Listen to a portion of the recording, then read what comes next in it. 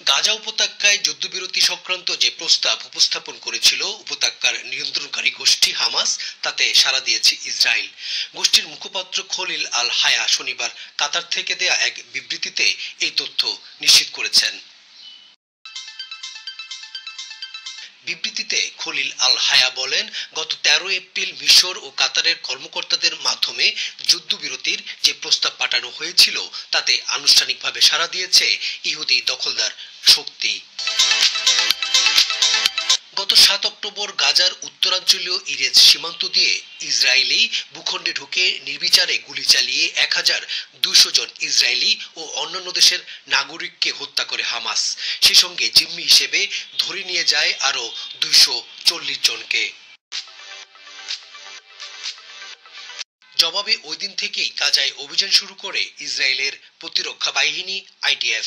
গত 6 মাস ধরে চলমান সেই অভিযানে কার্যত ধ্বংসস্তূপে পরিণত হয়েছে গাজা উপত্যকা। নিহত হয়েছে 34,000-এরও বেশি ফিলিস্তিনি। নিহতদের অধিকাংশই শিশু, নারী ও বেসামরিক লোকজন। কাতার, মিশর ও যুক্তরাষ্ট্রের মধ্যস্থতায় দুত্রালিতে গত 25 নভেম্বর থেকে 1 ডিসেম্বর পর্যন্ত অস্থায়ী বিরতি ঘোষণা করেছিল হামাস আইডিএফ।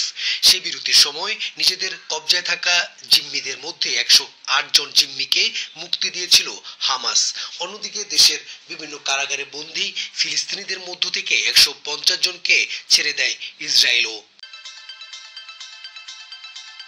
বিরতি শেষ হওয়ার পর গাজায় দ্বিতীয় দফা যুদ্ধবিরতির জন্য কাজ করছিল মধ্যস্থতাকারী 3 দেশ।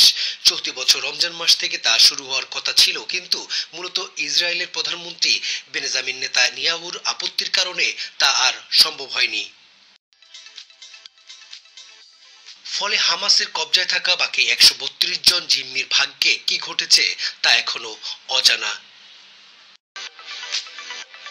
কাতার এবং মিশরের কর্মকর্তারা জানিয়েছেন, অবশিষ্ট জিম্মিদের মুক্তির জন্য প্রথম দফা বিরতির পর দ্বিতীয়বার যুদ্ধবিরতির জন্য একাধিকবার প্রস্তাব পাঠানো হয়েছে হামাস এবং ইসরায়েলের যুদ্ধকালীন মন্ত্রিসভার কাছে।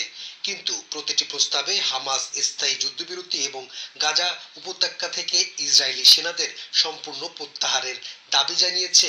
এই দাবির কারণে সেসব প্রস্তাবে সাড়া দেয়নি ইসরায়েল।